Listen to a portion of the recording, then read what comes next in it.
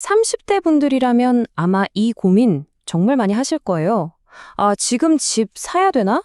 이 질문만큼 머리 아픈 게 또 없죠.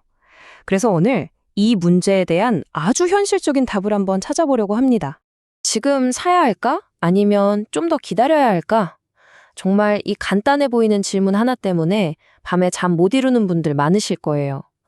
근데 사실 말이죠. 이 고민의 뿌리를 파고 들어가 보면 딱 두 가지 아주 강력한 두려움이 자리 잡고 있습니다.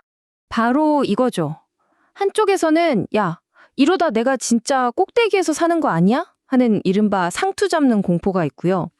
다른 한쪽에서는 지금 안 사면 집값이 계속 올라서 영원히 내 집 마련은 끝나는 거 아니야? 하는 뭐랄까 뒤처지는 것에 대한 공포, 포모라고 하죠.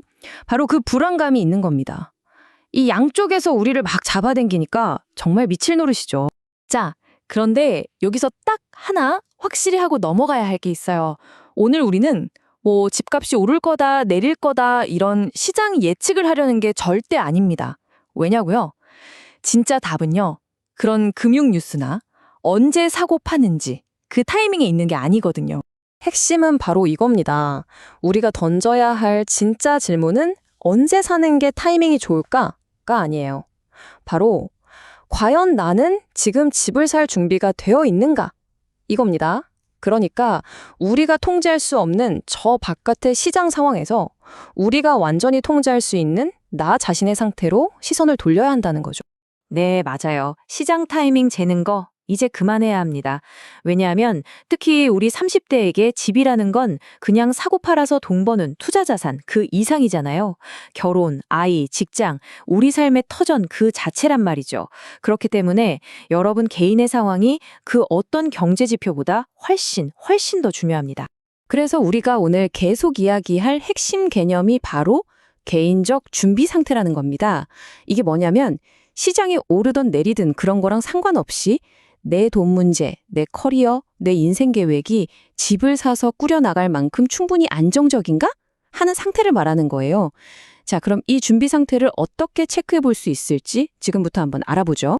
이 복잡한 머릿속을 딱 정리해줄 아주 간단하고 명확한 3단계 점검 리스트를 준비했습니다. 이 틀에 맞춰서 한번 생각해 보시면 아마 스스로 답을 찾으실 수 있을 거예요. 자, 그 세 가지 기준은 바로 이겁니다. 첫째, 소득 안정성. 둘째, 빚 관리. 그리고 셋째, 내가 집을 왜 사는지에 대한 명확한 목적. 그럼 하나씩 뜯어볼까요?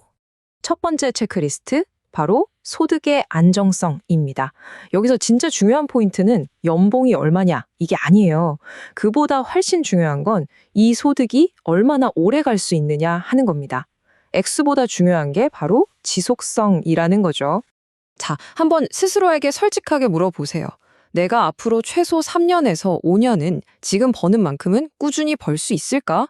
이 질문에 네라고 자신 있게 답할 수 있으신가요? 이 기간이 왜 중요하냐면 이게 대출을 갚아나가는 최소한의 안정기간이거든요.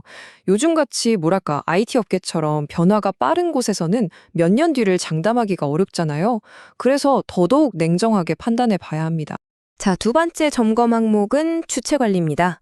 한마디로 영끌에서 집은 샀는데 매달 나가는 원리금 때문에 내 생활이 완전히 무너지는 이른바 하우스푸어가 되지 않을 수 있느냐는 거죠. 대출이 우리 삶을 옥죄는 족쇄가 아니라 안정적인 보금자리를 위한 디딤돌이 되어야 하니까요. 그래서 보통 전문가들이 제시하는 가이드라인이 있어요. 주택담보대출뿐만 아니라 내가 가진 모든 빚의 원금과 이자를 합친 금액이 내 월급의 30%에서 최대 35%를 넘지 않게 하라는 겁니다. 이 선을 지켜야 숨통이 트이고 저축도 하고 사람답게 살 수 있다는 거죠. 자, 이제 마지막 세 번째 점검 항목입니다. 어쩌면 이게 오늘 이야기하는 것 중에 가장 중요할 수도 있어요. 바로 내가 이 집을 왜 사려고 하는가, 그 목적을 명확하게 하는 겁니다. 집을 사는 목적은 크게 두 가지로 볼 수 있어요. 하나는 투자 목적, 그러니까 오로지 나중에 얼마에 팔 수 있을까, 시세 차익에만 집중하는 거죠. 다른 하나는 거주 목적입니다. 지금 당장 우리 가족이 편안하게 살고 장기적으로 안정감을 느끼는 게 더 중요한 경우죠.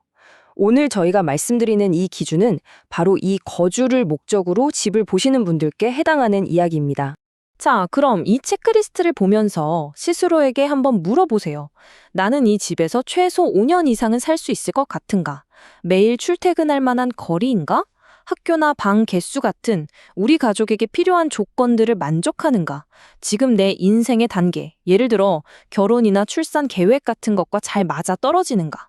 만약 이 질문들 대부분에 그렇다고 고개를 끄덕일 수 있다면, 네, 그 집은 여러분의 삶의 강향과 아주 잘 맞는 집일 가능성이 높습니다. 자, 이제 정리를 좀 해볼까요? 결국 이 모든 결정의 키는 시장이 쥐고 있는 게 아니라 바로 여러분 자신이 쥐고 있다는 겁니다.